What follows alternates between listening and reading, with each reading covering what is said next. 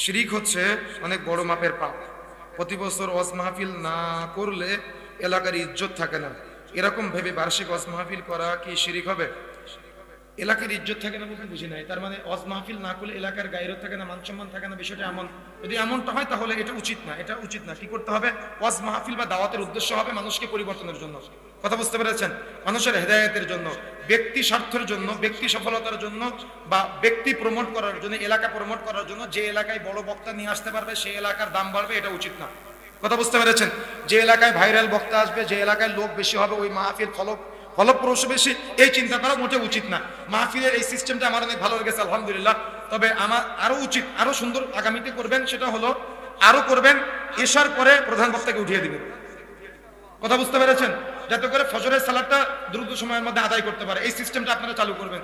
তার মানে চেষ্টা করবেন এশার সালাতের পরে যিনি শেষের আলোচক আছে আপনাদের, তিনাকে উঠিয়ে দেওয়ার জন্য, যাতে করে দ্রুত আপনার প্রোগ্রাম শেষ করে বাড়িতে চলে যেতে পারেন, ঘুমাতে পারেন, ফজরের সালাতে উঠতে পারেন। মনে থাকবে ইনশাআল্লাহ, এই সিস্টেম চালু করবেন। আর রাস্তা থেকে টাকা উঠিয়ে ইসলামের সম্মান নষ্ট করে মাহফিল করা আমরা এটাকে অ্যালাউ করি না।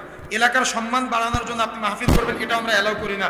ভাইরাল বক্তা নিয়ে এসে এলাকার দাম বাড়াবেন, এটা আমরা অ্যালাউ করি না। এটা আমরা প্রয়োজন মনে করি না, এগুলোর মাধ্যমে উপকারের চাইতে ক্ষতি বেশি হয়।